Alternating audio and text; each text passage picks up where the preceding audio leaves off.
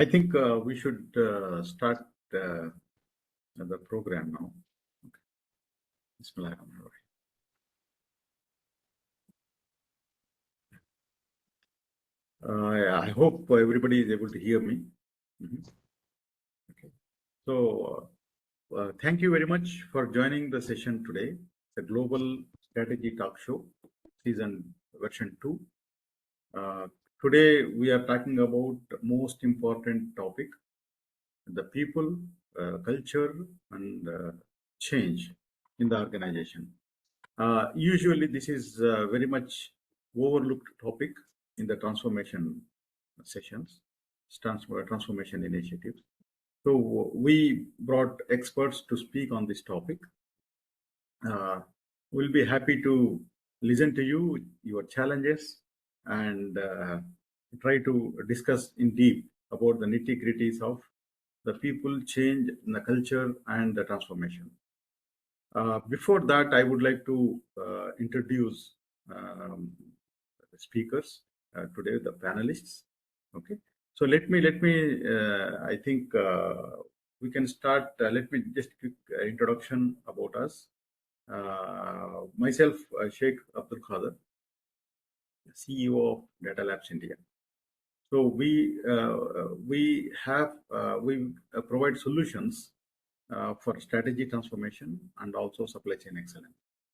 So our product, Flu Strategy, is a most comprehensive strategy management tool available in the market at the moment. So we talk more about it at the end of the session. We intend to bring best practices globally and the experts in the domain to the organizations who want to take up strategy transformations.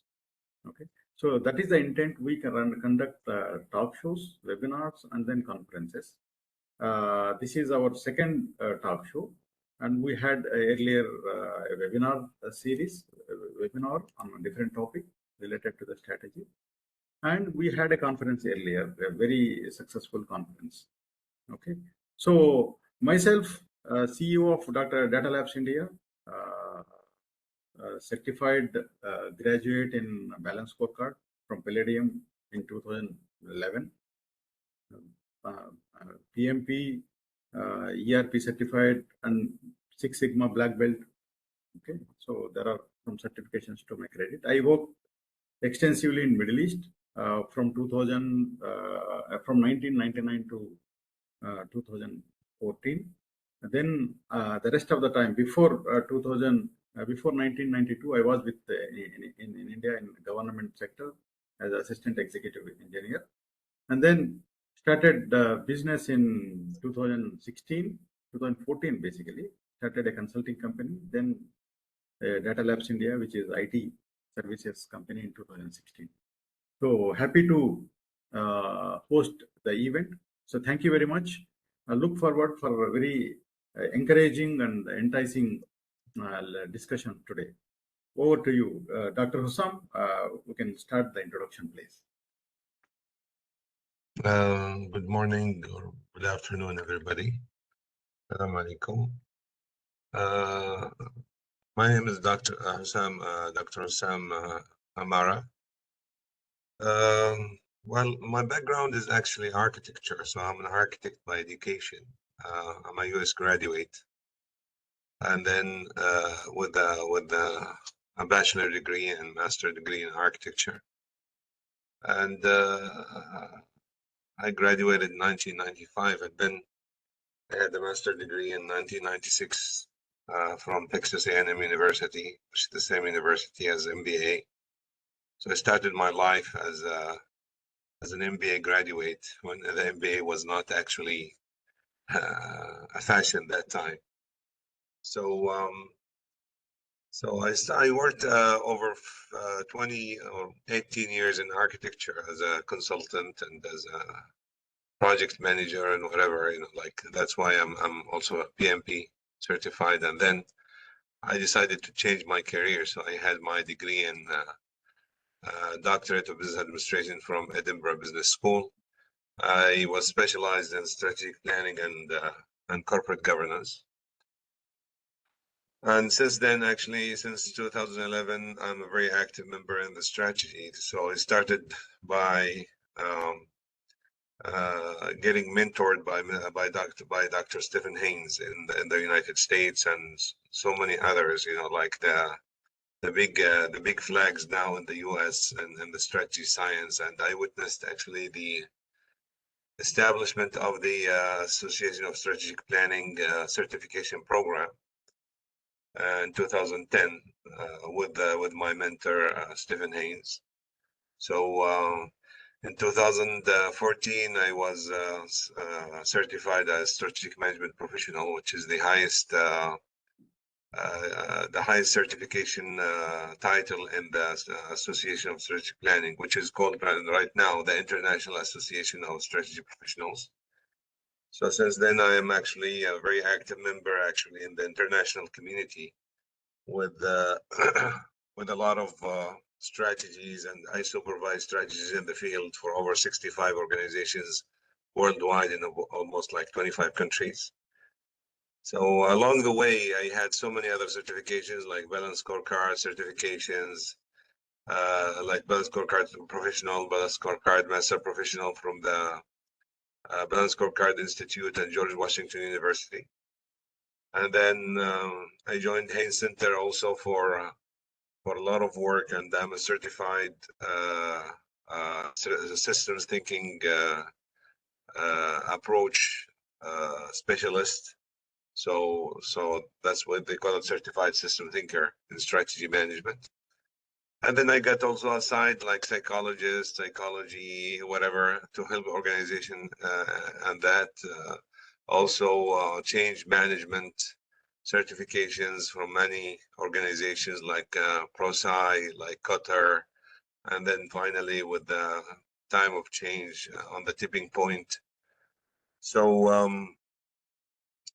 I had so many, interactions in the field for a comprehensive way, and then competency management from HRSG company in Canada, which has one of the most advanced competency management profiles and frameworks to manage the HR, human resources by the framework of competency management. I read, write, and speak many languages: English, French, Arabic, German, Spanish. I give lectures all around the world. I attend conferences. I'm part of members of the board for many organizations as well. So this multicolor, culture was all melted down in strategy. So and strategy practice throughout the world. I feel blessed with that, and that's about me actually. So this is, I hope, it gave a little bit of introduction about myself. Qadir? Thank you, Dr. Hassan. Thank you very much for joining us. Welcome. Ali, Engineer Ali, please, can you introduce yourself? Yes, thank you Happy to very see much, you. Engineer Sheikh. Appreciated, Engineer Sheikh, for having me in this talk show. It is a pleasure, and also I'm very happy to be part of this great panelists. Actually, I'm coming from diverse background. I have more than 20 years of experience in different fields and products and services industries. I have mix of experience in public and private sector as well, in different field experience in change management, in production operations, project management, strategic planning, talent management, HR, learning and development, occupational safety and health, policy making, and labor market studies, among other fields. So I have MBA from the University of Exeter in the UK. I am engineering by nature, industrial engineer. I have different certificates, occupational certificates or professional certificates, like change management, a practitioner, project management. I am trainer as well. I am coach. In addition to other professional certificates. Again, it's a pleasure to be part of this panelist, Engineer Sheikh. Thank you very much to you. Yeah, thank you, Engineer Ali. We work very nicely, and Ali was leading a large change initiative in Arasco. Okay, so happy to see you, Engineer Ali. Thank you very much. Alex, I could not see you. Yeah, Alex, can you hear me? No, I believe he has just stepped out, so Okay. he has to rejoin. I just let him know, so he will be joining. Yes. Okay. Okay, so let Alex join because he's from Nigeria. He was managing director of Grant Cereals, a large organization with over 5,000 employees. And he recently started his own consulting practice, and also he's a professor in Lagos Business School. Okay. So let's wait for him. He's trying to rejoin session. Alex, I can see you here, but I'm not sure whether you can hear us or not. Okay. So he will join. I think we'll we'll wait for Alex to join and give introduction. So before that, today's session, we would like to discuss more about what is culture, what is people change management, what is change management, how the competencies affect the strategy execution, and many other things. Okay. So Deep, please make sure Alex is he doesn't have any difficulties in joining. Yeah, I messaged him, so I'm just waiting for him to join. Okay. So let's continue because we have the audience. Okay. So I think the first thing what comes to our mind is when we do the initiatives.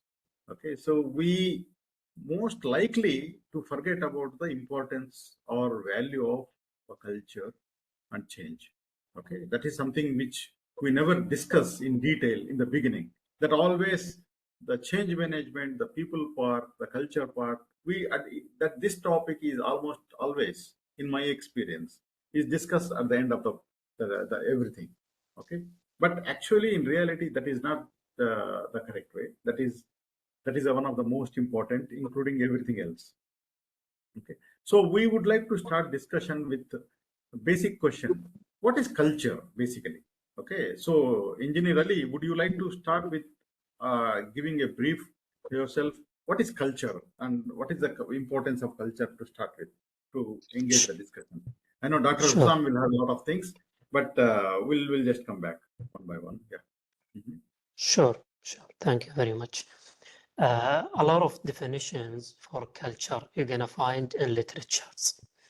One of the well-known scholars and writer is in general in organizational culture and in culture is the famous writer Gershain.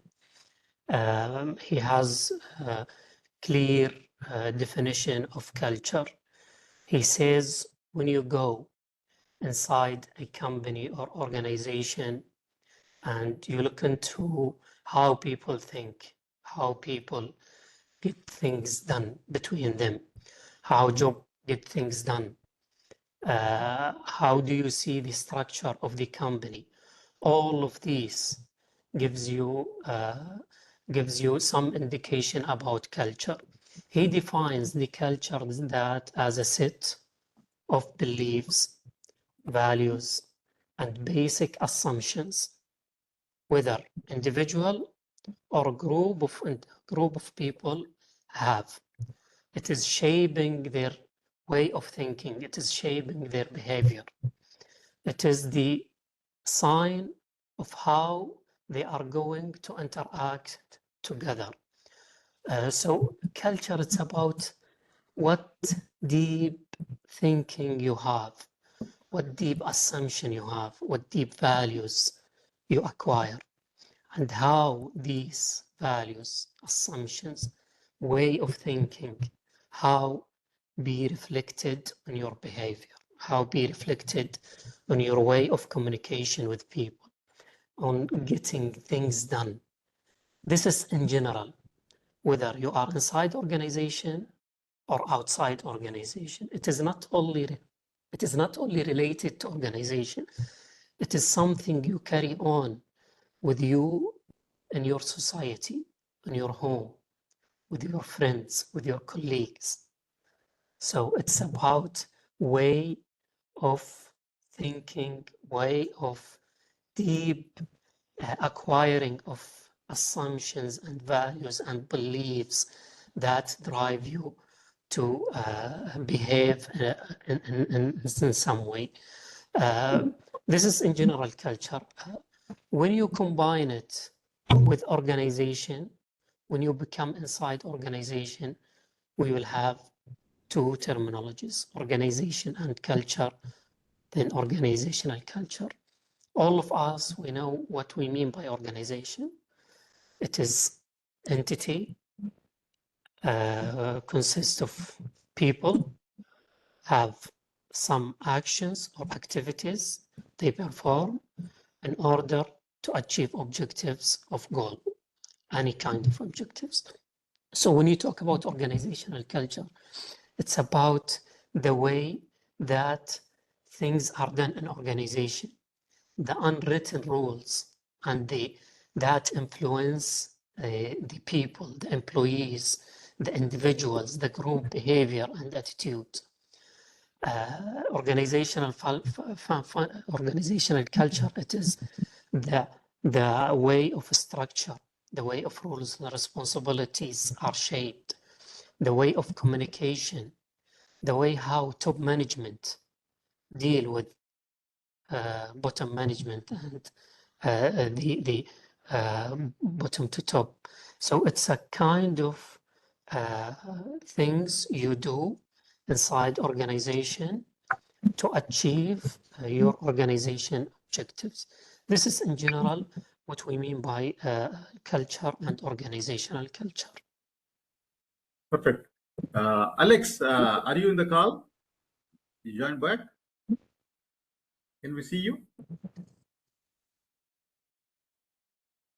Not in the card issues with elections, yes. So I've just tried to sort it out now. Okay, we can hear you. Yeah, we can hear you. We can see you also. Alex, we just started because we want to just keep going on. The question we asked is, what is a culture? Okay, so what is a culture and what is the importance of the culture in the organization? Just quickly to start to gain the momentum.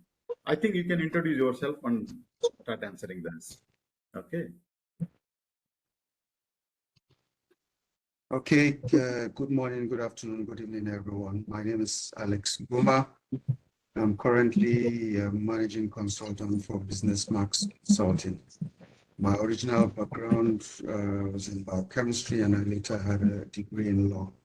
But I've worked for quite a number of different organizations in different roles: Procter & Gamble, Diageo, British American Tobacco, UAC Group, Global Consult Telecoms, FMCG, and across parts of Africa, Nigeria, Ghana, Senegal, Egypt.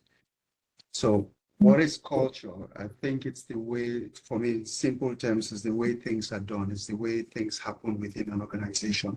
How do you act? How do you make decisions? How does everything happen within the organization on a day-to-day basis? Ideally, there should be some kind of framework, guidelines that cover it, but you also have what is unwritten, because certain behaviors, actions, things that you how to have the way things are done. So that for me, it's a simple definition of culture, is the way things are done. It can be driven by the organization, but you always have the impact of that organization operates, play a role So organizations that want to drive a particular culture have to be cognizant of the culture that exists in the external environment and play an active role in trying to ensure that they build a culture that allows them live or achieve the goals that they want to have and attract the kind of people that they want to operate within that organization. So that's my own short definition of what I think culture is. Perfect, Alex. Thank you very much for joining. Dr. Hussam, over to you. Yeah. Yeah, please. What is a culture and how does that affect? Just to set the tone for our discussion today. Yeah, please. Okay. Yeah, as Engineer Ali and Alex said, I just like to summarize. I'd like people to go out always with a summary or a definition that can stick into their minds about things. So I adopt always the definition of culture of my mentor, Dr. Stephen Haynes. He used to say culture simply because people tends to identify culture as, you know, the religion, the beliefs, the norms, the social values, and you cannot find, you know, a way to describe culture because of the so many components that can create culture. But simply, we can define culture as and I want people just to remember this: the way how we do things around here. It's almost like what Alex said. The definition of culture is the way how we do things around here, whether it's organizational culture or societal culture or whatever culture. So when I keep giving this example, when you see someone is opening the window, his car window, and throwing a tissue on the floor, this is culture. And if you ask him why you do this, he says, he doesn't say I do this because of anything. No, he says one thing, like everybody is doing this. You see, so they defend their act by the congregation of action by others. So the culture is how we do things around here. So if you find people who are driving their cars without a seat belt, and because this is a culture, then you ask them why you are not doing, why are you doing this? They said everybody is doing this. See, so the culture simply can be defined as the way how we do things around here. So whether the cause of this thing is a belief, religion, social value, house value, environmental value, whatever, it all goes down like we have a word called amalgamation. You see, amalgamation in English means the unity of things towards one result. So culture is an amalgamation of so many things that let you behave. At the end, the culture is a behavior that you behave in the way that you are behaving. So culture is the way how we do things around here. No, simple. Perfect. The culture, the way we do the things, the way we behave, the way we work as a team.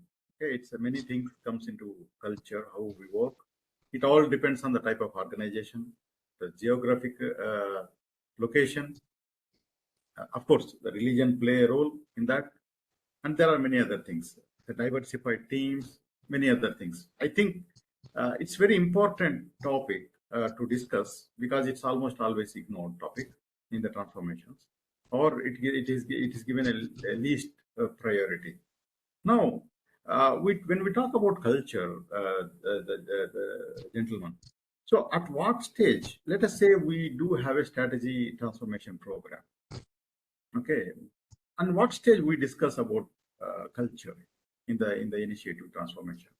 Who takes care of this? How does that? Is it a consultant who comes and talk about the culture, or is it the CEO or head of the business who talk about the culture? In general, when you talk about strategy transformations, how does that culture discussion will pop up? Engineer Ali, would you like to start this topic? Thank you very much. things should be integrated together from the beginning. Strategy execution, or actually strategic planning or formulating a strategy, is something not related to one group of people or the CEO or the consultant. It is something related to the whole company. It is something related to the whole employees in that organization. Usually there is a step, a beginning step in formulating or building strategic planning, which is the analyzing step, analyzing phase. During the analysis phase, we have to come across different things. One part of it is the culture.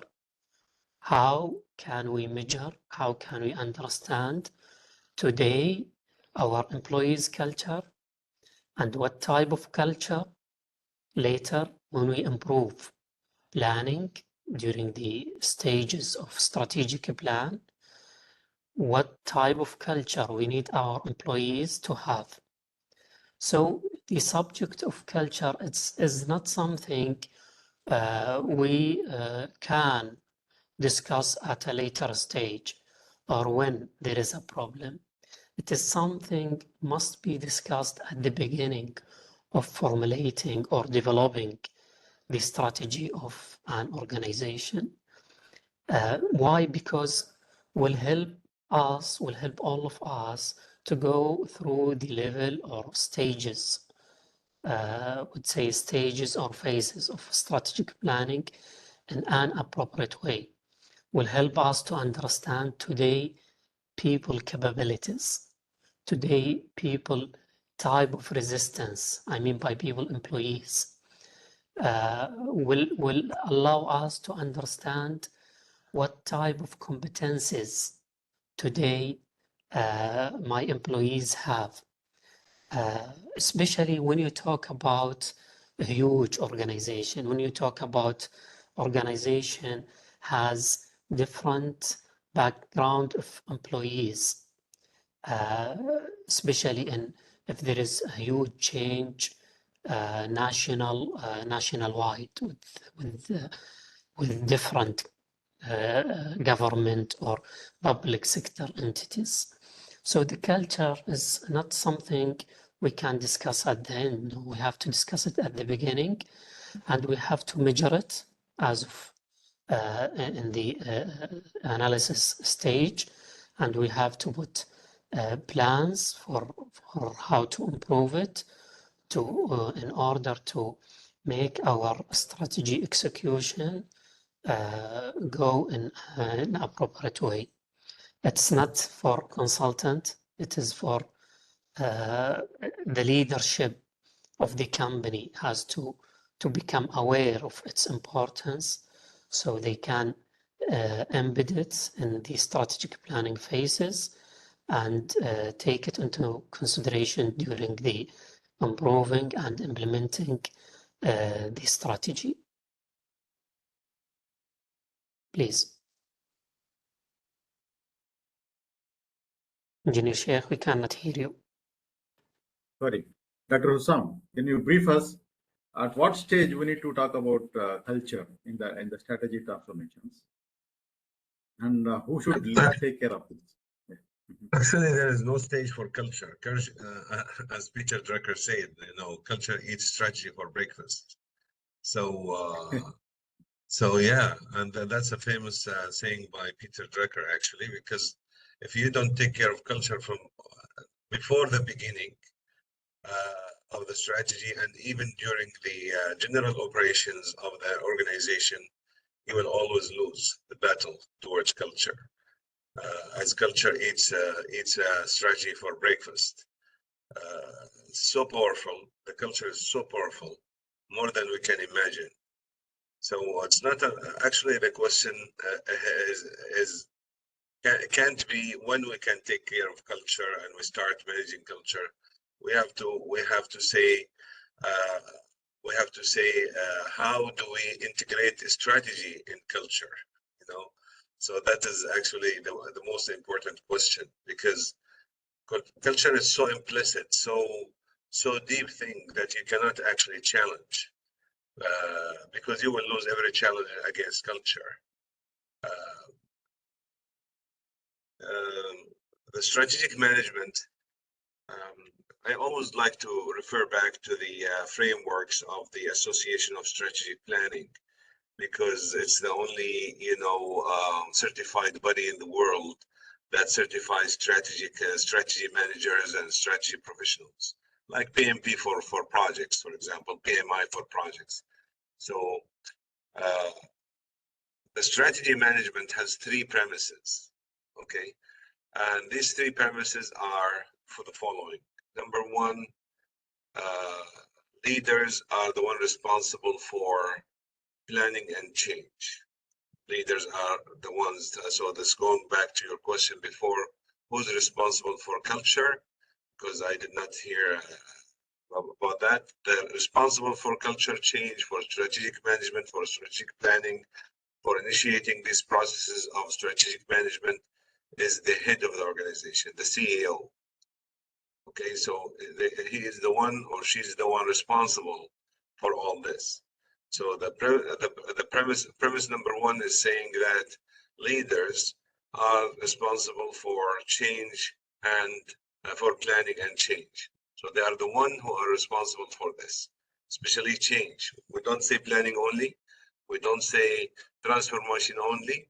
We say always change, because change is the ultimate result of planning. If you ask people, if you are among a group of people, like, and you ask them this question, why do we plan? So they will keep telling you different answers. We want to be better. We want to be more. We want to make more money. We want to be more profitable. We want to expand our coverage or whatever. And if you ask them what is the common factor in all these answers, they will find out that it is change. So so the whole strategy management, as a result, planning, transformation, whatever, is to change the organization from one stage or from one shape to the other in the future. So the bottom line of strategic planning and strategic transformation and strategic management is change. That's why if you don't manage this change with culture management, then you will lose. That's why culture eats strategy for breakfast. Yeah. And yes, and that is why we say that this is the first premise. The second premise, people support what they help create. This is the stage that you engage stakeholders all over the 5 activities of strategy formulation and strategic management. Okay, which is starting by formulating strategy, transformation, organization, execution, governing the strategy or governing the organization, and also the engaging stakeholders. So stakeholder people support what they help create. You have to share everything that you do with people, take their feedback, and make it happen with them. And that is actually throughout all the activities of strategic management and strategic formulation and strategic transformation, all the activities. And the third premise is using systems thinking approach. That's actually the 3 premises of strategy management that impacts culture and impacts also strategy at the same time. To you, Qadir. Perfect. Okay, so Alex, we talk about so at what stage we need to discuss about culture. Okay, so who is responsible for this culture? Is it important to discuss from the beginning about the culture before taking up any strategy transformations? What do you think? So at what stage we should discuss about the culture in the strategy transformation programs? Are you able to hear? I think first thing I think is the responsibility of. Yes, can you hear me? Yes, go ahead, please. Hello, can you hear me? Yes, go ahead. I said the first thing is that the responsibility sits with the leader of the organization together with his leadership team.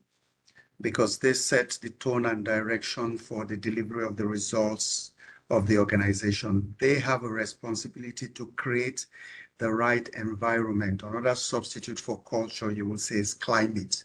So what is the environment or the climate in which the organization is going to deliver the results? So this usually will happen right from the onset. So it's a CEO together with his leadership team.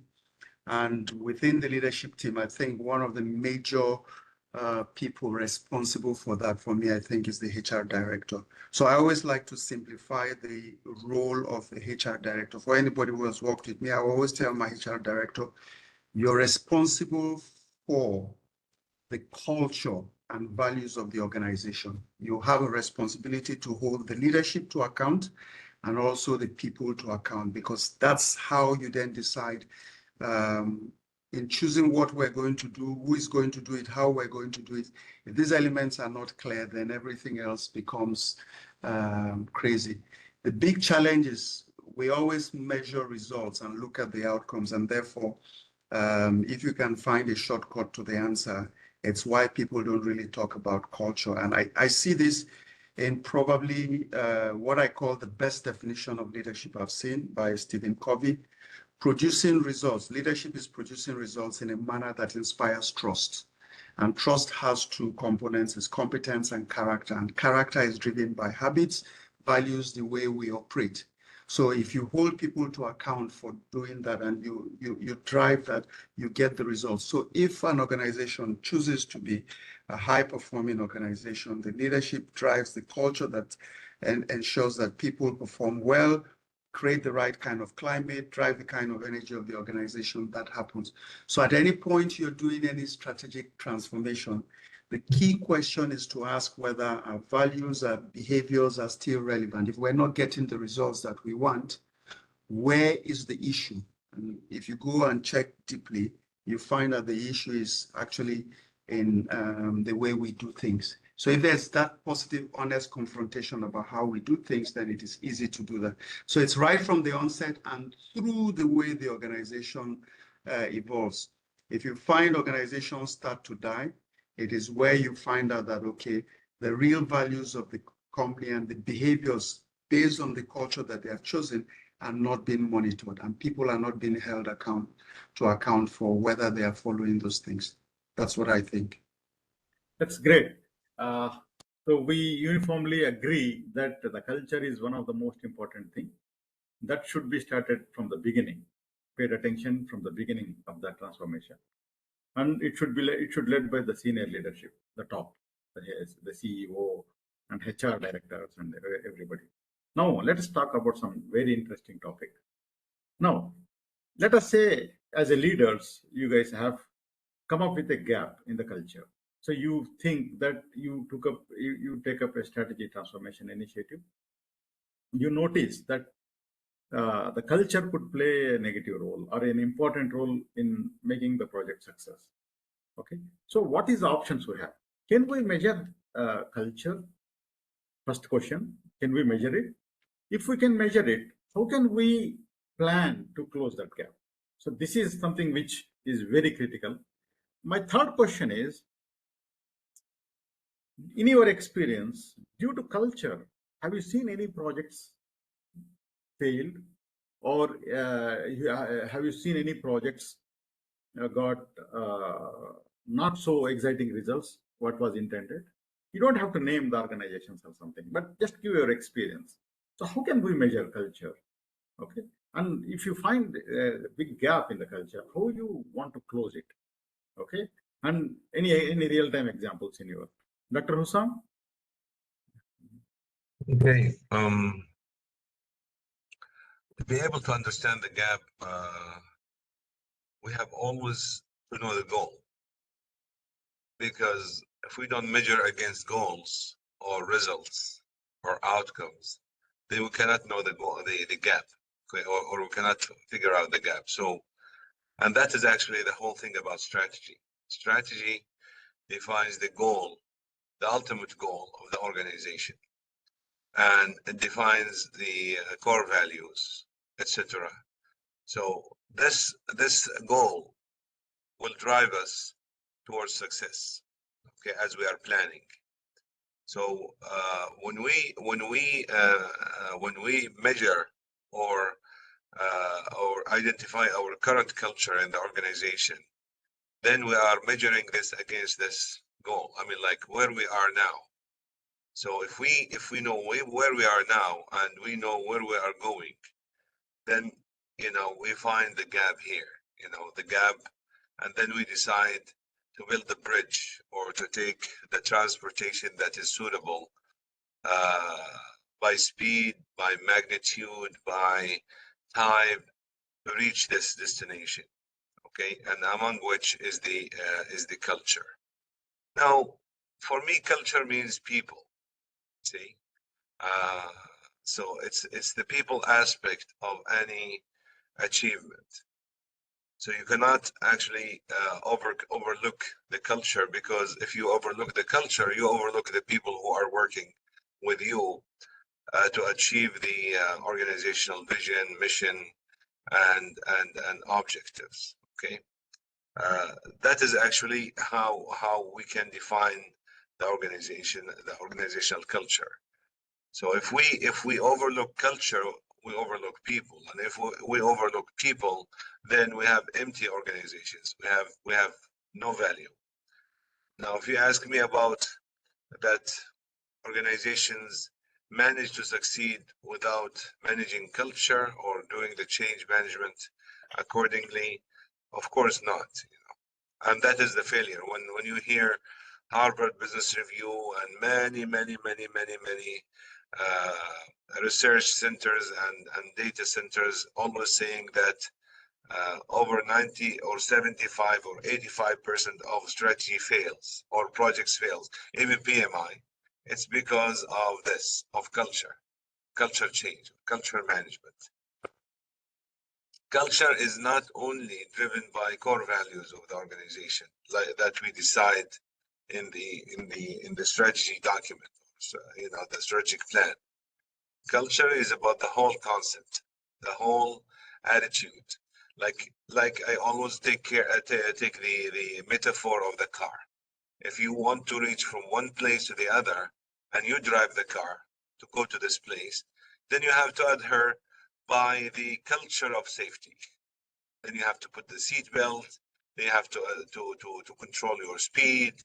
You have to let people around you sitting in the car to behave accordingly, to adhere to the safety instructions and things like that. And without this, you cannot actually drive this car safely from the point that you are into your destination.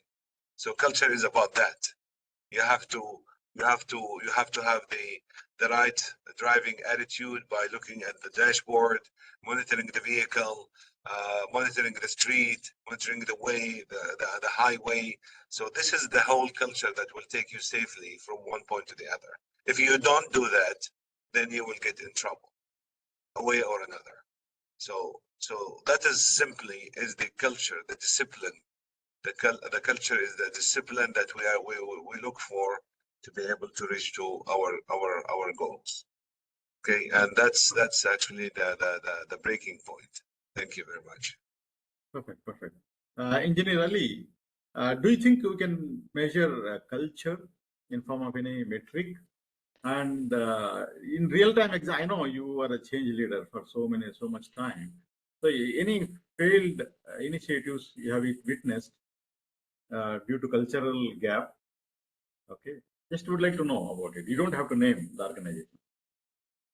First, there is a lot of tools actually available in the market can measure the culture, can evaluate for you how are we progressing in our culture.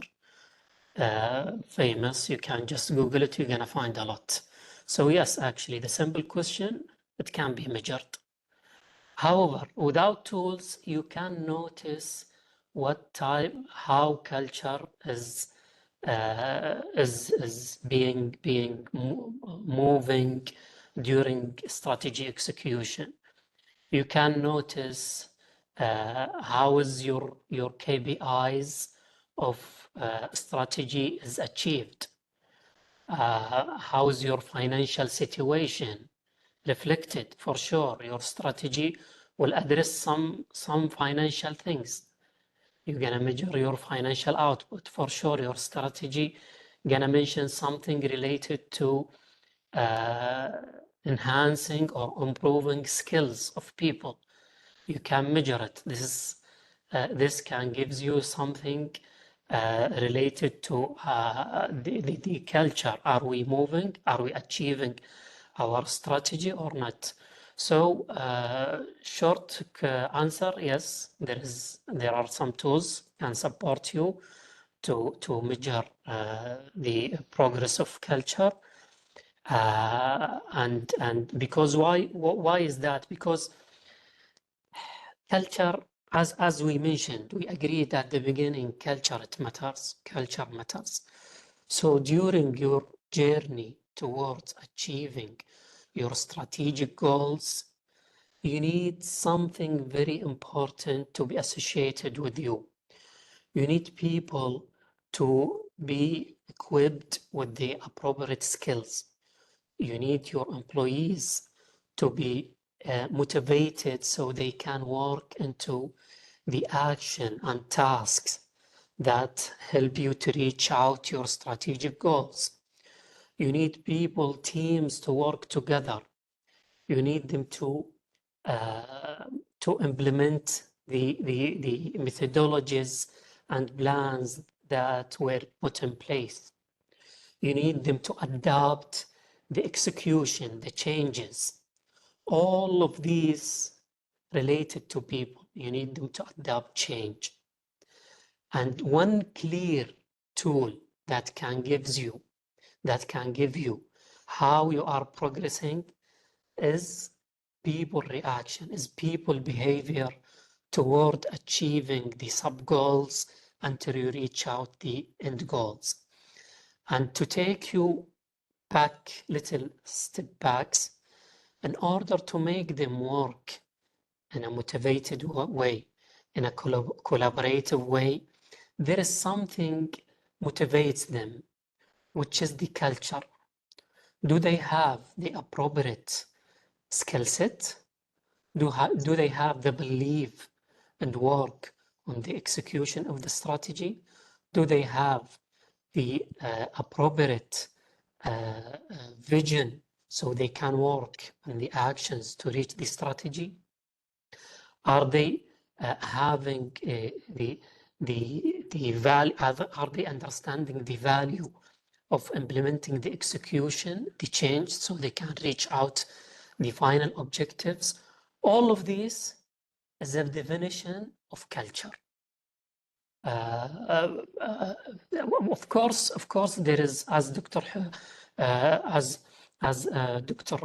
Hussam mentioned, there is the literatures and studies have shown the high percentage of projects that failed to achieve one of its important pillars, whether cost-wise or time-wise or quality-wise.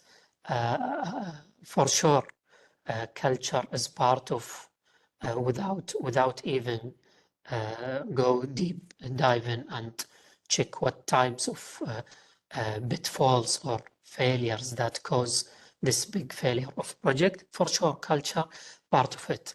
I have witnessed by myself so many projects are delaying from achieving its final objectives.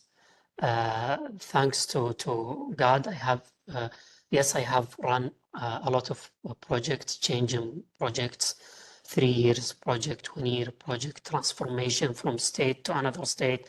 I am still undergoing with a huge 10-year transformational project.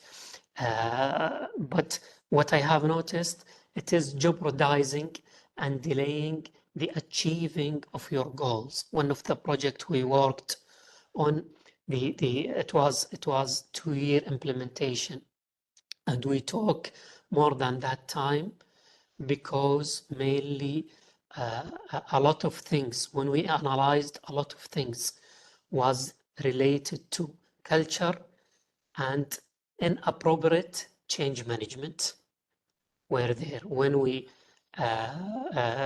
analyzed the gap, we found the main two reasons: the culture and inappropriate change management. You can measure even during the changing process the skill gap. You can just at a one point come and assess your current skill. If you are facing problem in execution and achieving your KPIs, you can just come one time, one day, stop, try to look into the situation again, assess your current skills today, and you have for sure your future skill, and try to see the gap, why people today are not having this set of skills.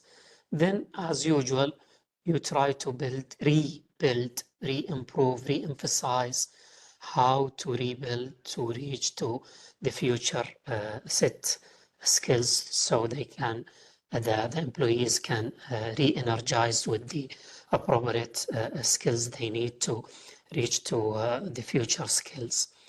To you, Engineer Sheikh. Thank you. Very nice. Skills, motivation, and teamwork. These are the things which, of course, there are many other things, but skills, motivation, and teamwork. These are the key points, shows the culture and how people behave or express during the milestone achievements. So this will tell you how this change management, the culture change is going on. I think, Alex, I would like to ask you now. I always feel that everything addressing the questions related to culture or change or people start with the proper communication. Okay, so it should start the leadership should have a proper communication mechanism to communicate what is the expected, the change, and then how to walk the talk by the leadership. Okay, so what do you think when you have engaging such a large scale transformations? Okay, so how can you have been leading some strategic transformation? I know so how did you start communicating this change in the organization? And I will ask you one more question along with that. Do you ever invested some budget for the cultural change kind of thing? So usually, almost always, people ignore to do some allocation of the budget for this. I have a question also from Samir. I will raise that topic. Okay, Samir, just hold.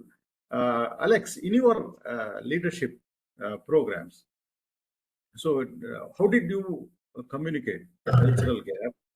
And also, did you allocate budget for these initiatives? Yeah.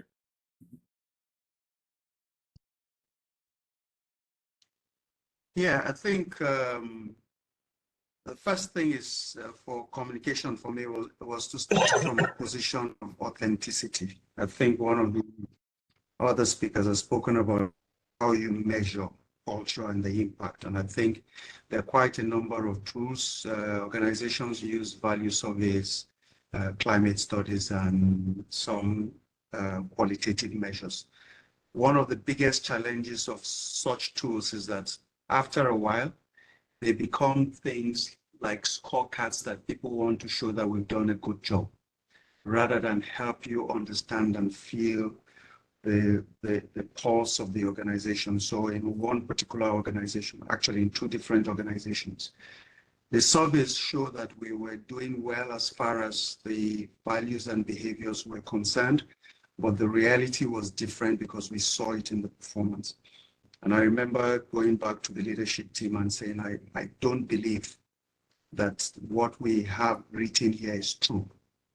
Because when I speak to the people, when I walk around, when I talk to people one-on-one, when I sit in the corridors, when I sit in the canteen, I get reports that there are things that people are not saying publicly. And so sometimes the way these things happen, you can actually do a lot of communication, but then you're not speaking the truth. So the first thing was to ask somebody, aside from what had been done, to go the people and actually pull out all the senior people out of the room and just get to speak to the people and help them understand this is why we're trying to do this.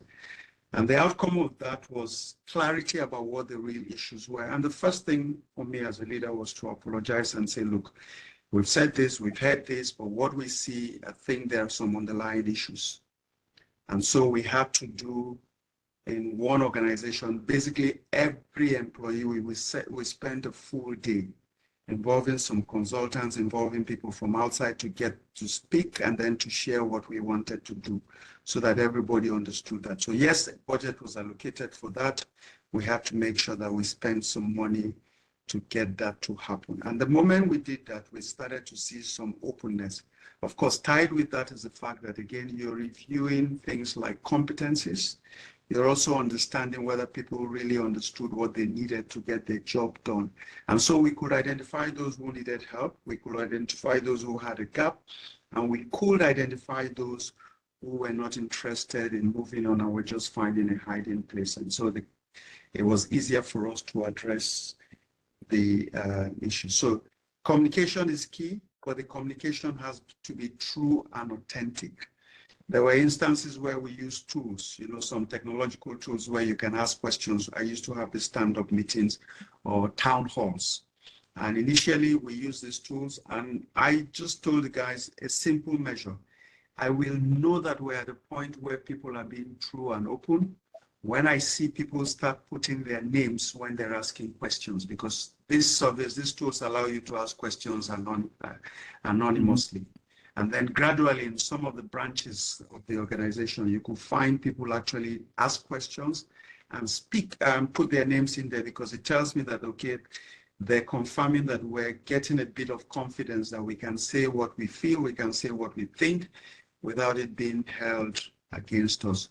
So good to communicate, good to make sure you're out there with people, but it's good to be conscious of the failures of some of the tools or some of the communication measures, and to be careful that you're not hearing what they think you want to hear, and therefore you're acting on those bases. I don't know if that answers the question. Perfect. This is something which is very interesting. If you ask some kind of survey or open question for all, and if they write any advice or something and they put their name, that shows that leadership is in acceptable form. Okay, so they're really encouraging change. Okay, that is something which is very, very interesting. I have something here to add, please. Yeah, please go ahead. Please go ahead. Of course, we all believe in the power of communication. That's why the strategy experts always say communication. It's a very important thing in strategy transformation, and also in strategy formulation as well. But we have to be careful, because communication is a two-bladed sword. We have two ways of communication. We have the implicit and the explicit communication. Lots of organizations fall into the trap of public communication. Like they start to make a big fuzz about strategy, to the extent that they shock even the stakeholders. When did the question mark will be always, when they did this? Overnight? Brochures and flags and mugs and whatever, sticky notes or computer screen backgrounds on the computer, like to tell people that we did this and you don't know about it, so please know. And this kind of communication in the beginning, because we have to know that everything has a time and the right time for everything. We cannot just say we need just to do communication all the time. Yes, we need, but we have to design the right magnitude and the style of communication in every stage of strategy. Because if we use an extra dose, okay, we will end up shocking people, losing interest, raising resistance, also losing money, losing a lot of money, because these things cost a lot of money. When you start strategy by making a big fuzz and explosion about strategy. Yes, now we have strategy. Pop, pop, pop, pop. So everybody talks about it. Big shows, big talk shows, gathering people in one place in a big hall, and talking about strategy. In the beginning of the strategy, this is absolutely wrong. Absolutely. The necessary communication in the beginning of strategy process is the continuous meetings between the advocates of strategy, the advocates, the people who believes in the strategy or the goal or where the organization wants to go, and the others.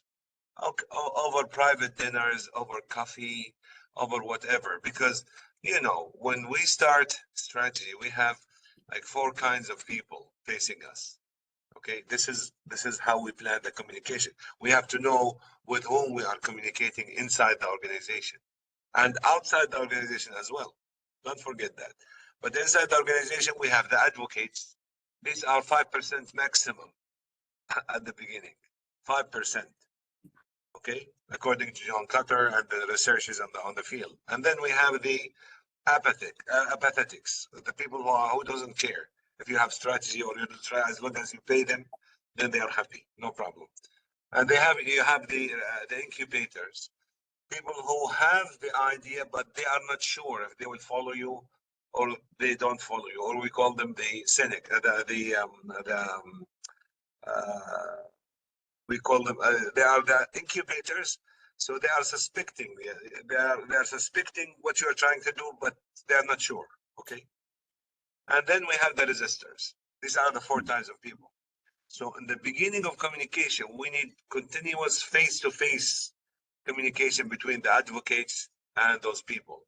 And even privately, over lunch, over dinner, this will have less impact on budget of change. And at the same time, it will start diffusing the right energy of change to the people in a very intimate way. Okay, instead of starting with the big fuzz and public, public and this and that, you like putting people in front of the fact of strategy. This is not good. This is not the right way of communication. Perfect. That's what I wanted to speak about communication, because it can be a 2-bladed sword. Yeah, that is true, Dr. Hussam. When we are doing any large communication, what we did is when we did the strategy transformation way back in 2007, 2008. So there are series of internal meetings where the chief executive had conducted and communicated the key and necessity for the change. Guys, we have a trouble in the organization. We need to change. Otherwise, it will be a big problem for the organization. Sense of urgency. Okay, so this has been communicated in bits and pieces to almost all key people in the organization. Then you come up with the inputs from them. Not all people agree. Okay, not everybody will agree. As you said, there will be some suspects, so they don't agree. Okay, so but at least they know what is coming up. So then, when you do the big communication across the organization, okay, so you reduce the resistance at least in the key people level. Okay, so communication here, there is no perfect communication. So you need to find proper communication channel for the particular business and the culture where you are in. I totally agree. And there is no perfect one kind of approach. What is the best approach for communication? It depends on the organization. The better you do communication, the better there is a chance that you reduce resistance. Okay, so that's the idea. Now let us talk about to just make it more encouraging. Samir, you are there. You would like to speak of your question, because you put up a larger long question. Yes. You want me to read? Hi. Yeah, please. Yes, Samir. Hi. Yeah. Thank you very much for giving me this chance, and I really enjoyed already a lot of learnings to take away from the discussion so far. My question, the strategy execution side. Normally, either it's ignored, especially on the change management side, or even the cultural transformation that is needed. There is no budget allocated for it, and it's often considered as okay, it's understood or it's given by the leaders. So how do we convince the leaders or the top managers, top management, to focus on the cultural transformation itself? And as we discussed earlier, the change is very important, and at the bottom line is we are bringing the change to the organization. So how do we convince the top management in the importance of change management and the cultural transformation needed for any strategy execution for that case? Thank you. I think you can answer because I know this is something which we all gone through. Ali, I remember when we do the change program together. Okay, so there was a lot of resistance. Dr. Hussam, you are expert in this. How to convince the top management for the budget? Please, Gary, carry on. If anybody The problem of top management that I saw over the years, that they think that they are exempted.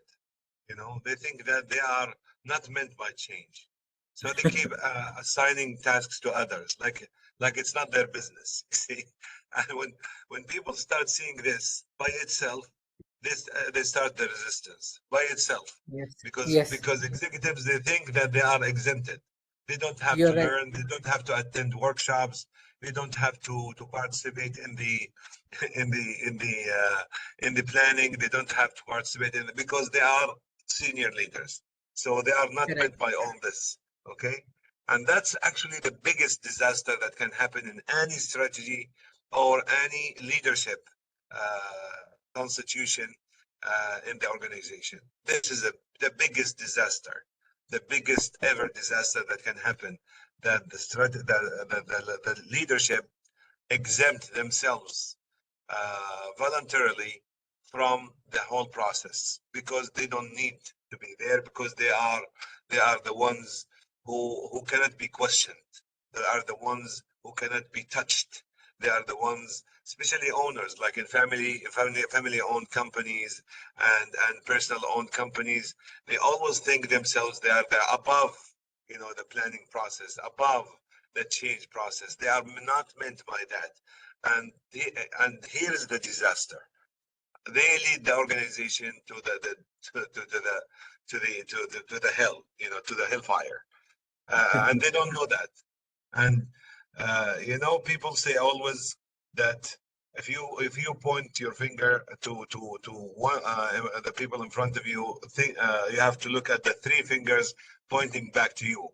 With your finger, when you say like this, there are three fingers pointing back to you. So you are more responsible than the people that you are pointing out. So we have to inform people. Like, if you are not in the workshop, there is no workshop. If you are not following and you don't approve everything in writing, and you make decrees and you make decisions, there is no more work. Everything will stop when the CEO, even the discussion, when the CEO goes out to the room, to the toilet, then we have to stop the workshop until he comes back. Yeah. That is very That is interesting. how important is that. Yes. I'll add one more here. What happens if the culture and problems start with the top? Okay, as you said. Okay, so there are 2-3 scenarios. I might be wrong. I'm not generalizing it. I see problem. The CFOs who are very successful becoming CEOs.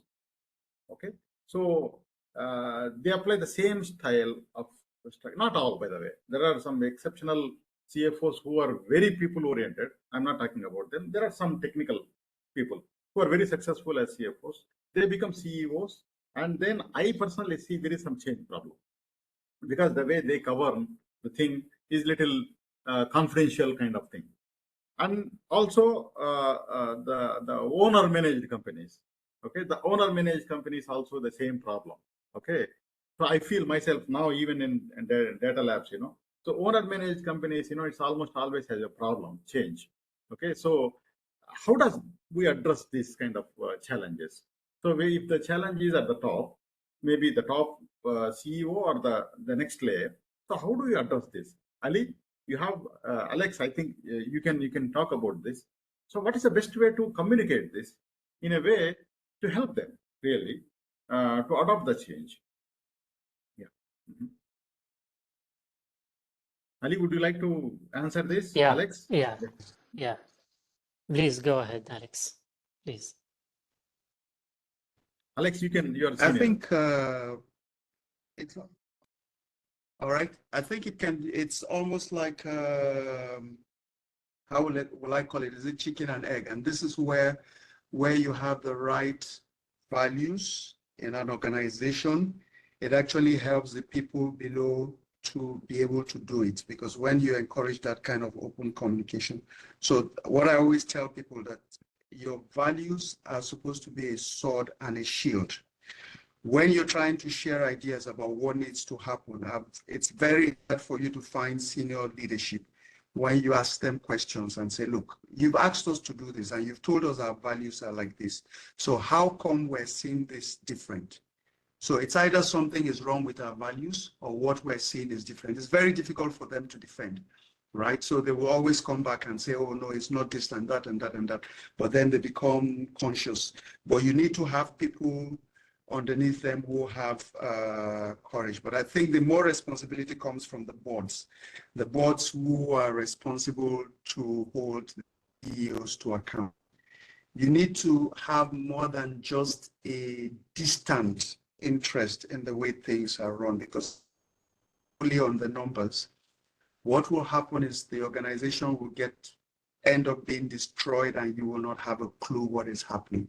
And there's some things that you always have to ask this kind of questions to say, okay, what are some of the things? So whilst measuring the performance, it's good to look at some of the underlying things. I sit on some boards, a couple of small organizations, and I make sure once in a while I actually go into the company, right, when we have board meetings, maybe a day or so before, and I like to meet people who are in that company, right, who are working at some junior levels. That way it allows you to just get a pulse and you can set a direction. For people who are in leadership, who are CEOs, they have to understand that you are the face of the culture of the organization. People will see what you do rather than listen to what you say. So if you're conscious of that, there's something I learned from a leader a long time ago. He says, look, your actions are so loud that I cannot hear your words. I think it's important that people recognize that. And if they do that, I think that's the only way to fix it. Where you have a boss where there's a lot of dominance and there's nobody that can hold to account, it's very tough. What ends up happening is that if people are frustrated that they can't cut through, they end up leaving the organization. Thank you. Yeah. Ali? Yes. In addition to that, as we mentioned earlier, what stage culture should be addressed? It is in the middle, is it in the middle, at the end, at the beginning, and we said from day one, from the beginning. It is very difficult situation if the top management are not convinced by the importance of culture and change management. That's why from the beginning of formulating the strategy, of developing, of analyzing the situation, you have to gain the opportunity. At that time, you have to gain the opportunity and try to convince the top management about the importance of culture and change management. Sometimes you cannot by yourself do it. So you have to utilize some other tools.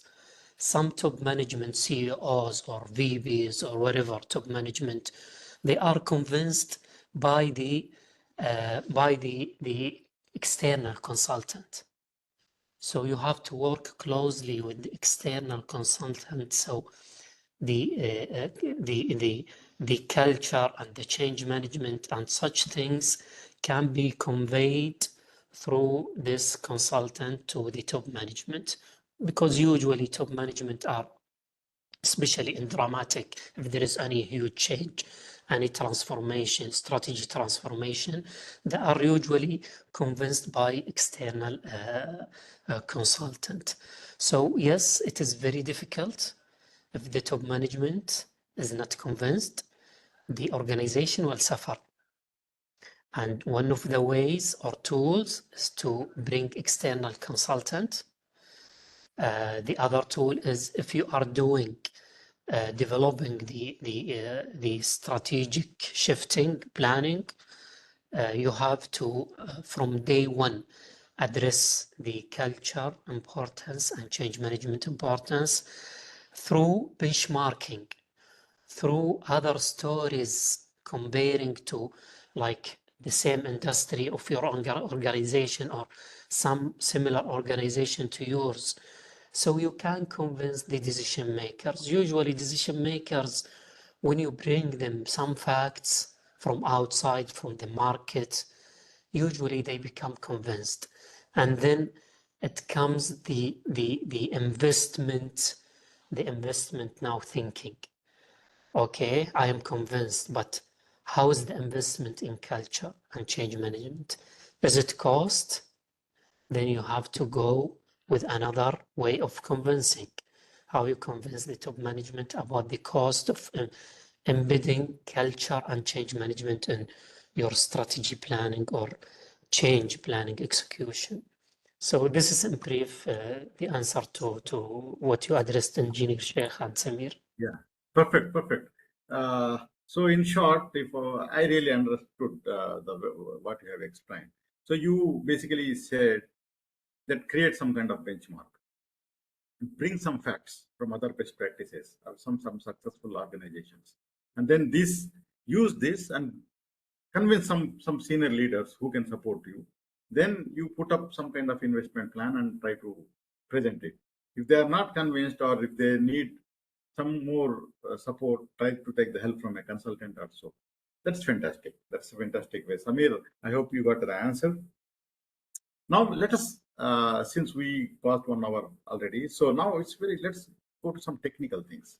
Let us talk about how to integrate competencies, the culture, and then the people. Okay, I think now let's talk about actionable things, competencies. Dr. Hussam, I know you are expert in this.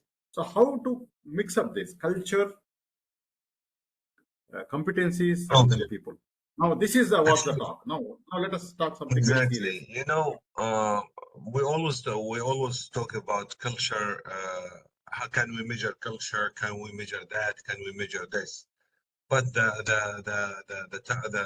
goal of measurement is management, because as Peter Drucker said, what you can't measure, you can't manage. So the ultimate goal of any measurement is management. So for us to manage the culture, instead of just talking about measuring the culture, importance of culture, whatever, we have to enforce culture. We have to tell people like we do. This is actually a part of systems thinking. Like you do things naturally, universally. Like when you drive the car and you have your family along with you. You have kids, you have adults, all riding with you. When you get in the car, you tell everybody, please put the safety belt. Okay, please don't move too much. Please do this, please do that. And you keep monitoring this behavior towards the success of the journey. So that is actually, because if we keep just talking about subjective things and without any enforcement, then we will not be able to measure or to manage or to do anything. We have to translate these into a framework, into a very simple way of behaviors that people, even they don't know that these behaviors are change management, but they have to adhere to it because it will become part of their performance assessment and performance success inside the organization. I tend to give this as a scenario when you write for movies. Okay, like when you read the scenario, then you decide, okay, who's going to be the superstar, the champion of this movie? who's going to do this role and that role and this role and this role based on the character that you have in the movie. It's exactly the same. And then the director of the movie will supervise the actors in how they behave to be successful in their role in that movie. So they will tell them, okay, at this point, you have to turn right and look at the sky and then shout. At this point, do this. At this point, do that. And this is what differentiates between the superstars and the comparse. You know, the people who are just normal people who can never make it to the Grammy Awards or whatever. Okay, superstars are the ones who can really manage to act according to the role required. So competency is exactly that. We take this strategy, vision, mission, strategy, goals, objectives, core values, feedback loops, whatever. We put it in one mixer and we grind it. And that nectar, that mix that comes out, is the competencies. Competency.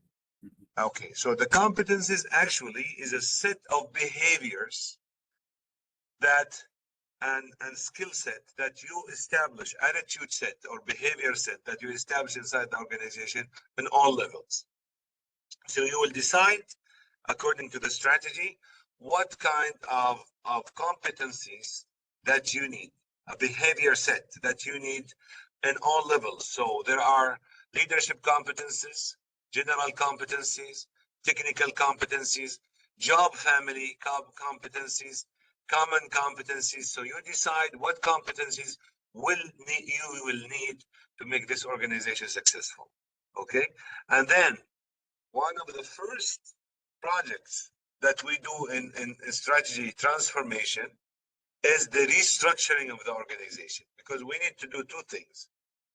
To do restructuring of the organization, because you cannot operate with the same mindset and the same structure as before. You have a new strategy, so you have to have a new organization born from the old one. Because if you keep doing, you know, like insanity, like, you know, like Einstein defined insanity is to keep doing the same if you keep doing things with the same way and you expect different results. This is insanity. Okay, so you cannot do that. You have to change the organizational structure. You have to make a new system of job profiling and whatever. And in this, before you go to execution, I'm talking before you go to execution, then in this also you will come up with the competency framework completely for this organization using competency dictionaries, whatever, and develop this. And you start dividing the best practice in competency is to assign 12 competencies per job maximum, because you cannot because otherwise they will get confused. So they will have, like, for example, general competencies. For the leaders, they will have leadership competencies. For the lower levels, they will have like job family competency and technical competencies.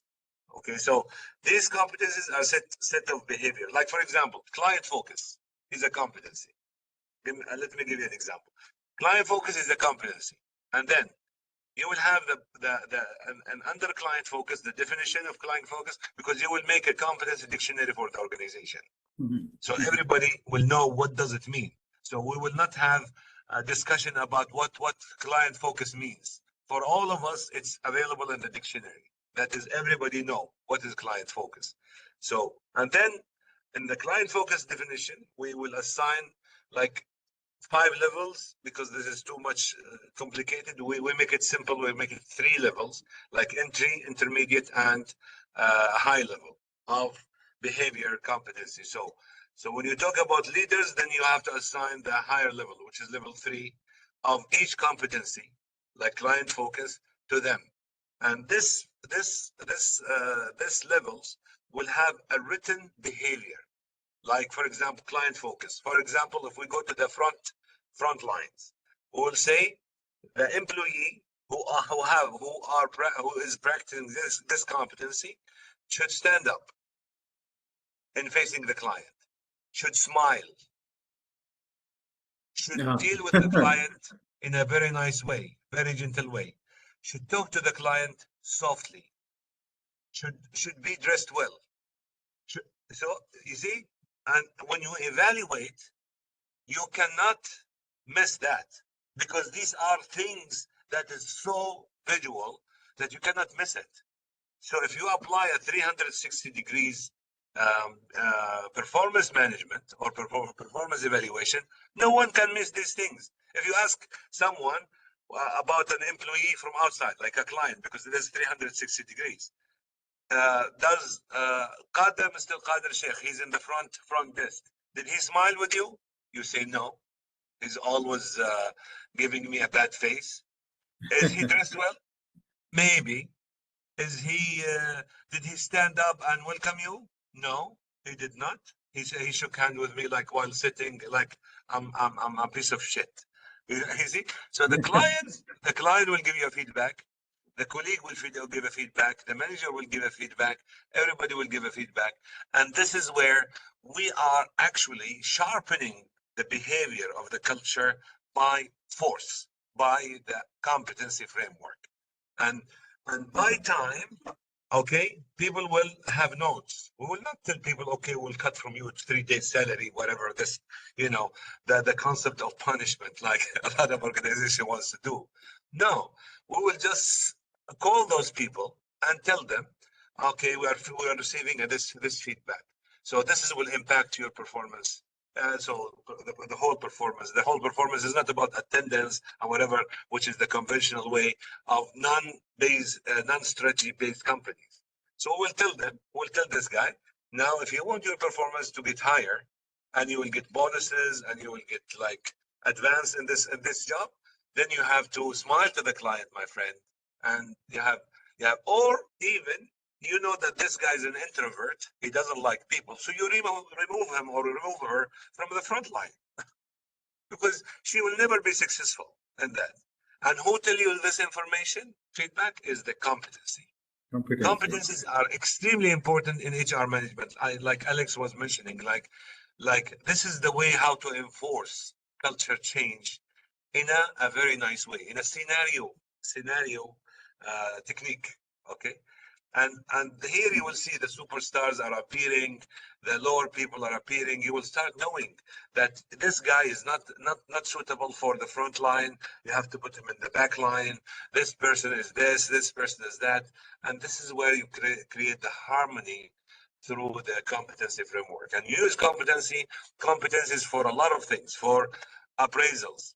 You use it for hiring. You use it for promoting. You use it for training skills. So if there's any gap, you use this to train people, and your training will be very objective. You are not going to send people for time management just for the sake of training. No, you will start having proper training approaches. Like you want to train people on certain things that will really come back with a big ROI for the organization. Okay, you use this for promotion. You use competency framework for succession planning, which is very important. Lots of organizations are overlooking this, and that is the importance and how we apply the competency framework. Okay, Perfect. That's about the competency framework. I think a very good start for the Dr. Sam for the competency profiling.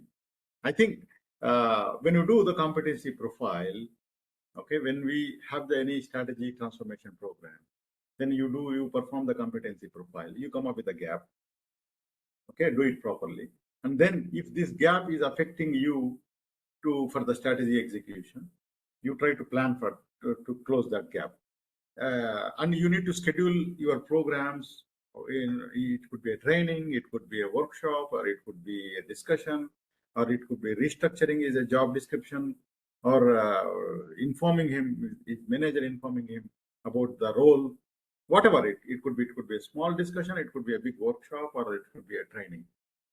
Once you have the competency profile, you come up with the gaps, you try to close it in a systematic way required for the strategy transformation. Okay. Now, Engineer Ali, you are leading a very large HR department in a public sector. Okay, how do you do that? Okay, it must be a very big challenge for you. How do you do that in a real time? Okay. It's about as you started this theme. It's about integration of competency, integration of culture, integration of communication, change management, etc. Integration of these things together. Competencies is something part of general thing.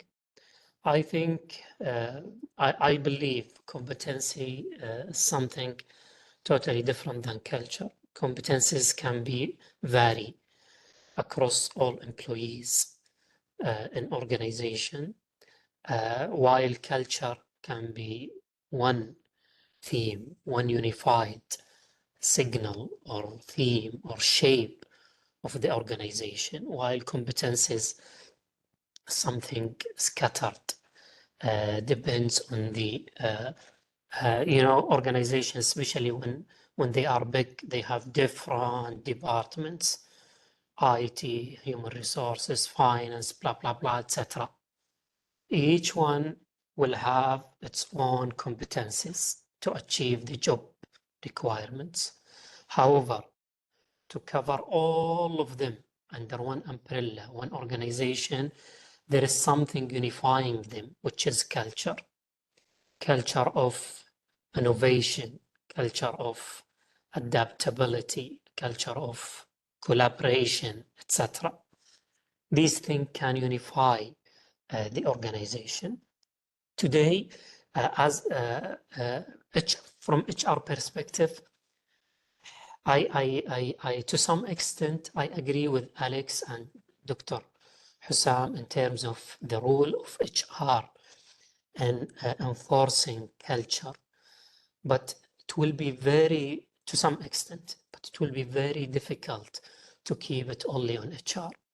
Culture is something more than HR. HR, like the other, for example, HR, CHRO or VP of HR or HR director, is equal to the other peers, chief of operation, chief of staff, IT director, whatever.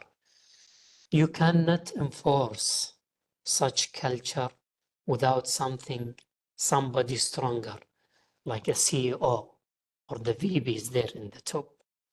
As HR, we try to develop the appropriate competencies for each department in the organization. We try to build the appropriate job description, roles, responsibility, of course, with the expertise for each department. We try to bring the competencies clear with the related job description. However, let me when we talk about strategy execution, when you talk about strategy building and execution, in order to move forward to achieving the goals, you need to divide or analyze your strategy very well. Strategy usually has some enablers, like technical enablers, financial enablers, capability enablers, etc. Part of the enablers, availability or qualifying people, training people, and give them the right and appropriate skills and competencies so they can work out with you during the strategy. So when you look into the strategy, you will come up with the need of qualified people. When you look into open what type of qualified people, you need to go to see what type of competencies you need so you can get your people qualified. Then above that, in order to achieve the whole strategy, there is something called culture. Culture is not related to competencies. It's not related to department. It is not related to only group of people. It is not related only to strategy execution. execution is bigger than that. Then above that, you need to cover all of this with change management. So in order to make appropriate solution for strategy development and execution, in addition to analyzing and paying attention to other enablers I mentioned earlier, you need to integrate you need to qualify the people based on the right competencies, based on the right job description, and cover it with culture and change management approaches so you can reach out your objective. Perfect, perfect. I think that's very important. Now, since we talk about competencies, culture, there are two most important things. Of course, we talk about the resistors who have the change. So, Alex, if you're able to hear, now, while doing the transformations, how do you manage change? So, what are the key things in real time? You have done many change engagements yourself, I know. So, how do you lead change in the organization? My next question, just you can anticipate for everybody, is we need to measure the performance of the individuals. While measuring the performance, almost always, if there is no proper governance, HR will have the HR performance management, and then strategy has its own strategy performance indicators or KPIs or whatever. Now, we talk about two things. First thing, let us talk about when you do a change management, when you know that, when do you know that the change is required and how you manage the change? Let us take up this debate. This is very important, all of us. Okay. So, Alex, you can start with you. So, how do you manage change for the large scale transformations in your real time experience? I think the first thing is to establish the reason for change. And I think it's not just to do change management because I think there has to be a very strong reason. Is the organization facing threats? I think in one or two instances, for me, it was basically showing the performance over the years and showing do not think all of us will lose. All right. So I think the first thing is to establish what is the reason or the basis why is change required. I think it's also important to establish what will be the outcome of change for everyone. What's the benefit for everyone? Why must we change? Right. I think it's important to do that. And I think it's also important to help people understand that the change process is going to be tough. And it's going to have certain impacts because it is foolhardy to say and to expect that people will not be affected or there will be no impact. But it's to help people understand that, okay, even in all the impact of whatever will happen, what are the guiding principles that ensure that we will treat people with dignity and respect? I think that's the first thing you have to establish before you start doing anything. The second thing is then to understand what is required and what are the changes and how long does it take? Again, when you're doing change management, because culture involves behaviors, this usually takes time. And I think in a lot of instances I've seen where we think that it's going to happen within 3 to 6 months, right? I think we've got to clarify to people that sometimes when you're doing this change, you're going to see a drop in results. For this reason, because we're struggling to make these changes, and this is what we're going to see. But this is how we will know we're making change and the change is actually working for us. So within this period, we'll see this kind of dip, and within this period, then we'll start to see this, and then we'll start to see. Because I've had instances where people say, oh, Alex, you told us this thing bring results, we're still not seeing the results. I said, yes, but if you go down and look at the things we say, we will start to see that it's showing us that we're changing, right? We'll start to see some of these underlying results, and then this is the period it will take for it to start to have an impact in the overall results. Because if you don't do that, once change starts to happen and you start to have the dip, the tendency is to want to go back to where we were before. So I think critical to have that, critical to also ensure across the organization at different levels, the people that you're communicating, who are like your champions. They understand what it means. They understand what's going to happen, and therefore, when we have challenges, we deal with that. You've got to deal with issues around communication, especially where there's misconception or misunderstanding. So you have to nip it early in the bud. If something happens, you've got to stand in front of people and say, look, this is what has happened, this is what it means. So you can't allow room for any misinformation. One of the mistakes I have made in the past is trying to make sure you want to carry everybody as possible. It's not going to work. There are some people who will be naysayers, right? And the earlier you understand that, the people who keep quiet, they're not saying yes or no, but they actually can poison the minds of others, especially when things start going wrong. So I think it's critical to bite the bullet. Don't try to do change by 1,000 cuts. So we're trying to do things as small as possible so that people don't get hurt. No, I think you've got to bite the bullet as much as possible. So this for me are some of the things that I've seen have helped during transformation. Before talking about more change, there is a question, Engineer Ali, to you. Jacqueline, would you like to ask a question to Ali? Because he has a long question. I can read it out, but if you could ask yourself, that will be great.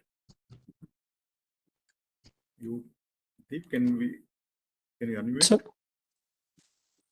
it's okay. I can answer. You can see the question, right? Yeah. Yes. Yeah. Okay, the first question is it possible that there may be external factors that impact organizational culture? Yes, of course. Sometimes you are forced by external factors to change your culture, your organizational culture, financial crisis, regulations, new regulations from government, competition, etc. So there are some external factors I don't know if I say can help to change your organizational culture or change it toward something positive to your organization. This is the first question. The second question is how can the board provide support for the culture change? See, there is today there is differentiation between the roles and responsibility, at least here in the Kingdom of Saudi Arabia, between the responsibility of board of directors and the CEO. And the main channel to the board of directors is the CEO. There is a clear roles and responsibility for the CEO and top management and board of directors. However, usually CEOs have a great authority and support to achieve the organization vision. But in case they need more support to get back to the board of director, always the CEO needs to build the case very clear, needs to connect to the main benefits or the main values or the main things that board of directors pay attention to, especially in the profit organizations. Always board of directors look into the financial impact. If you can build the case of having the support of culture change and the impact on financial impact, that will be very vital for you to convince the board of director to give you more fund, more support, approving some strategy change, etc. Hope I have answered your question, Jacqueline. I have more comment on this, Father. This is the point that you Please go mentioned, ahead. but this is the point that you mentioned, but we always don't touch it, which is the governance. The governance. The governance is a very important activity in strategy direction in general, like all the activities I say. So when you, in all stages, we have a role of the board of directors, not only in the change management. We have a role for the board of directors, starting from the formulation of strategy to the transformation of the organization, to the execution of strategy and change, to the engaging stakeholders. So always the role of board of directors is through. Now, when we have a strategy in the organization, we have to build a new governance model for the strategy and for the board of directors and for the executive leadership. So there will be, as there will be a new operating model, there will be a new governance model. Okay, and the board of directors will support. Okay, the executive leadership will report to the board of directors. Board of directors will approve and send back and monitor. Okay, through the whole process of the organization. So that's a very important role, which is governance.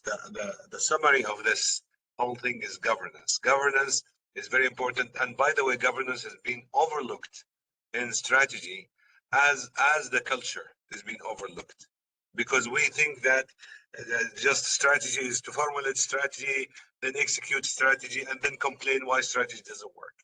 So we overlook culture and we overlook governance, because in an organization that have strategies, you have to have a new operating model as well as new governance model for both the board of directors and also the organization itself. Okay, as executive leadership and all the way down. Okay, They take it for granted. Governance is taken. Now, I just don't want to mention one thing, Kader. Now you are actually doing a great job in Pro Strategy by transmitting all these things into what we call it, data, clear, lines. Now, this is the problem in strategy. Strategy is very subjective matter that no one is being able to understand it. And always when you corner people, they keep saying, schools, different way of thoughts, different this, different that, you see? Because they are just escaping from the real problem. Now, our role as strategy professionals and consultants is to make everything quantitative. That's why I'm saying we use competencies in a very clear, black and white, control the culture of the organization. There is a way. Yeah. So my point that I make solid here, that everyone wants to implement a strategy or wants to enter into a strategy, I promise you that we can quantify everything for you, and you will see things black and white. There is no more subjective matters. There is no more ambiguity. Like it's different thoughts, different schools, different whatever. This kind of answers that doesn't actually let you feel comfortable. Okay, so that is my point. So feel free. Don't worry. I mean, like, go ahead and do strategy, and don't worry. We will make everything black and white for you and quantifiable. Like, I'm working personally with Mr. Qadir to make a lot of things quantifiable and computer-based. We will make change management computer-based. We will make culture management computer-based. We will make HR management computer-based. You will see everything black and white. Okay, black and white. And this is actually our role as strategy professionals and consultants, to make your life easier and better with strategy. Thank you. Perfect. I think we left with 10 minutes. So any questions from the audience, we'll be very happy to take it up. Okay. There is, sorry, Engineer Sheikh. I missed one question of Jacqueline, please, which is it possible that there may be external factors that impact organizational culture? I answered this question, but the one which I did not answer, if yes, how might this impact the organization's reaction to the proposed change. During analyzing the gaps of your organization in order to build your strategy, you have to look into the internal and external factors. So you're gonna find external factors, a lot of external factors, a lot of risks. You have to take it into consideration during developing your strategy. And frequently you have to review your strategy for any changes, internally or externally. When you build the strategy, it doesn't mean it is fixed, constant, you cannot change it. No, you have to watch out what type of external or internal strong factors that may affect your strategy, and then you update it. This is my answer. Thank you. Please, to you, Engineer Sheikh. Perfect, perfect. Since we are running out of time, I wish we can extend for maybe for a few minutes. Alex, I think you rejoined. Victor, yeah, would you like to speak, Victor? Or there is a message. Okay. I see a question. I'm not able to see it again. Where is it? Okay. I'm not able to see. Deep, if you are able to see, please pass it on.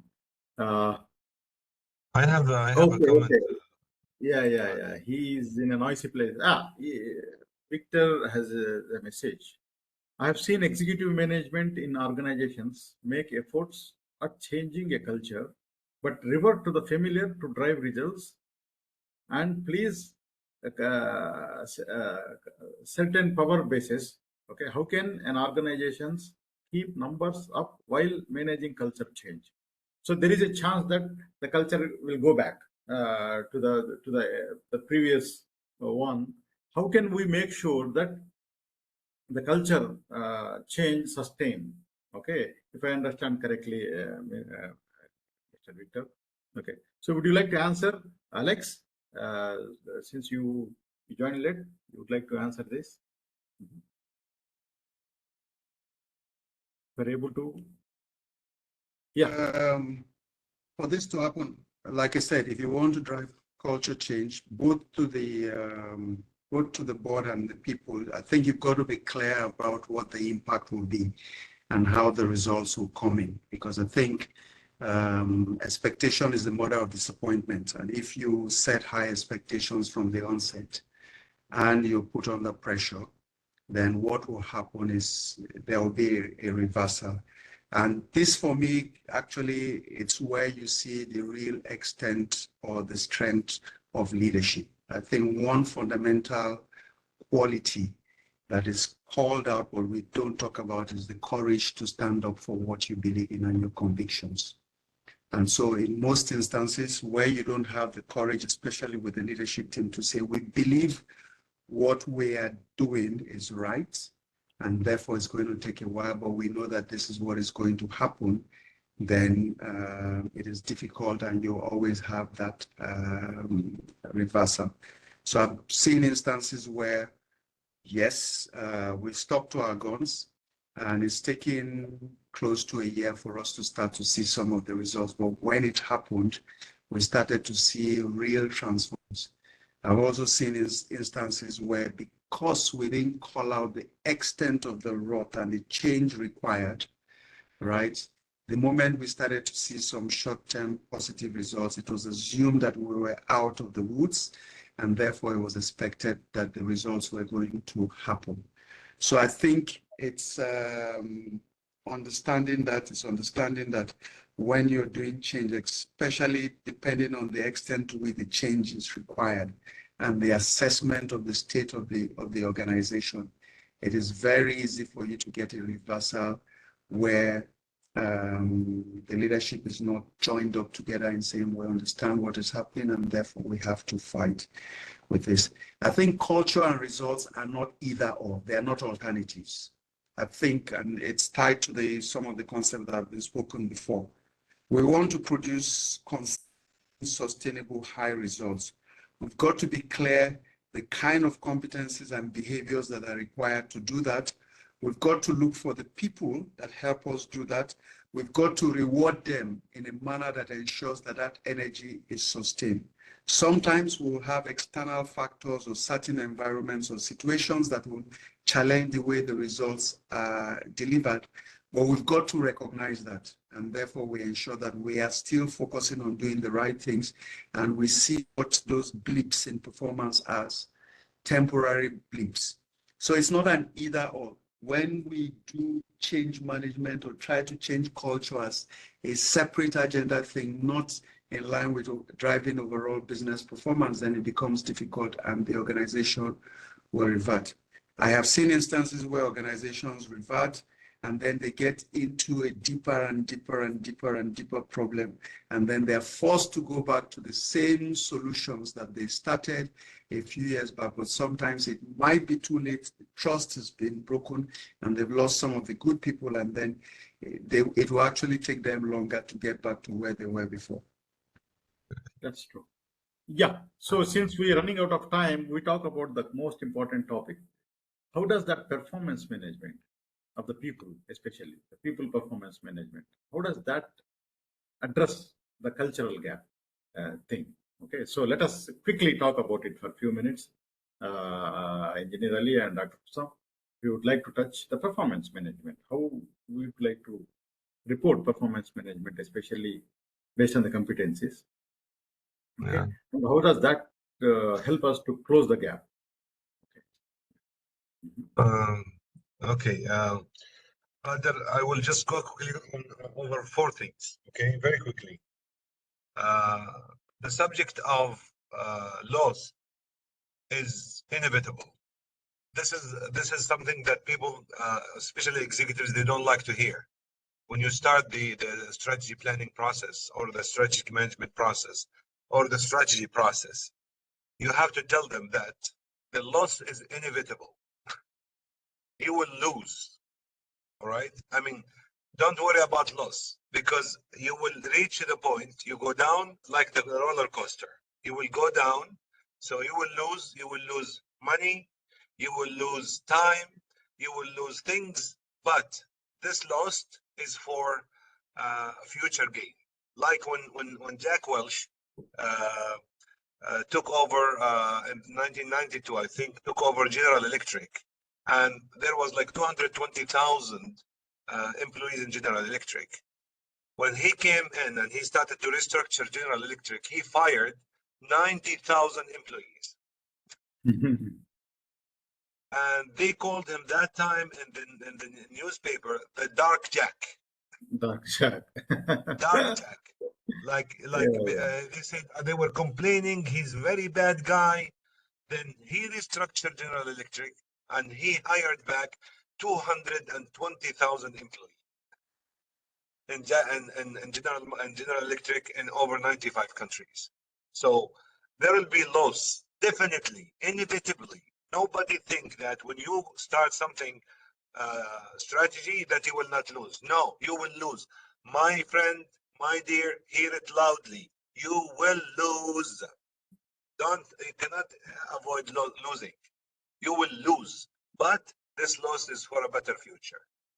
Okay, and the second point, we need to emphasize on culture strategies, very successful culture strategies, because we talk about culture, but we have to drag the attention of people that there are some strategies that are very important in changing culture right now, which is, for example, the agility culture and the IDE culture.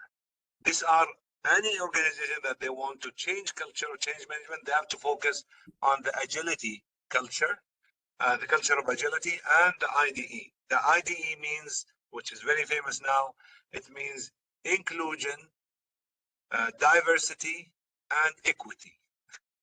This is one of the most important strategies to change culture. You have to have inclusion, diversity, and equity in terms of people, okay? And the culture of agility, okay? These are very important things. These are the points that I want to mention. Talking about performance, very quickly, I will leave the microphone to Engineer Ali.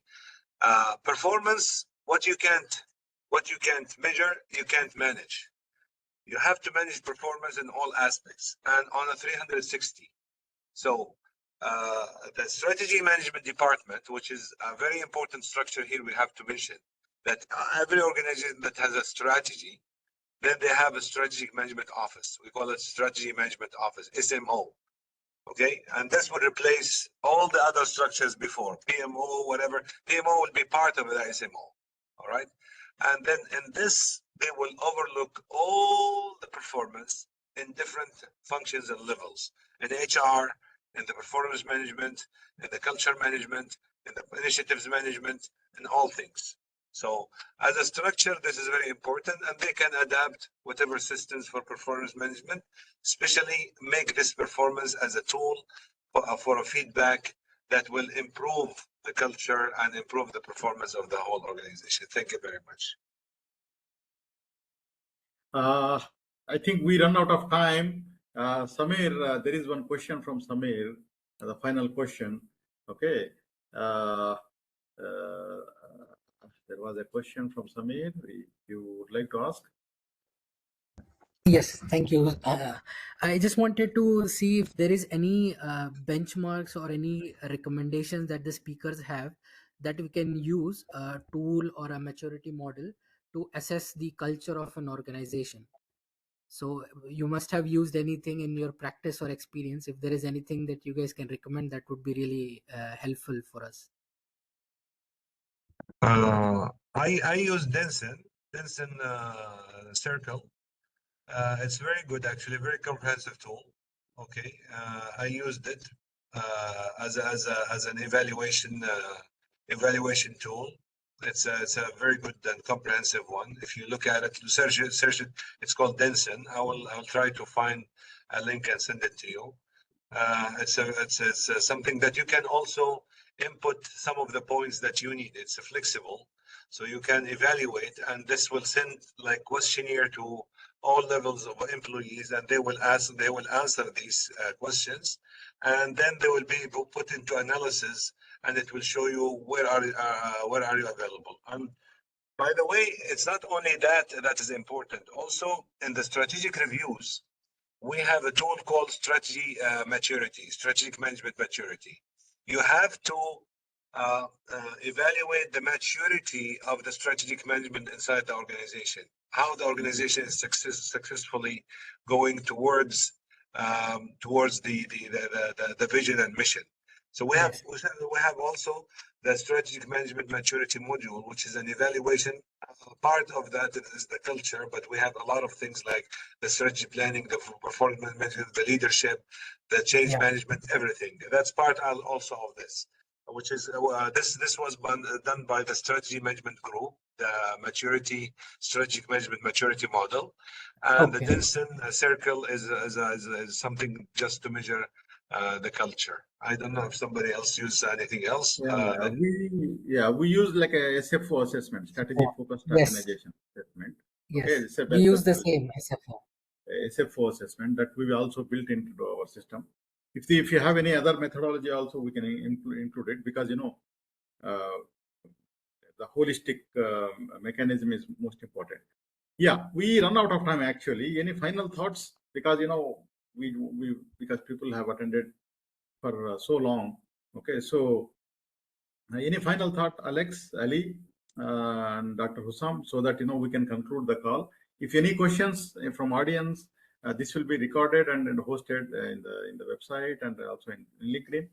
So I'm sure people will watch it later because of the Ramadan and other weekend. So they will watch it, and if they come up with any questions, we definitely pass it to you as a speakers. Any final thoughts?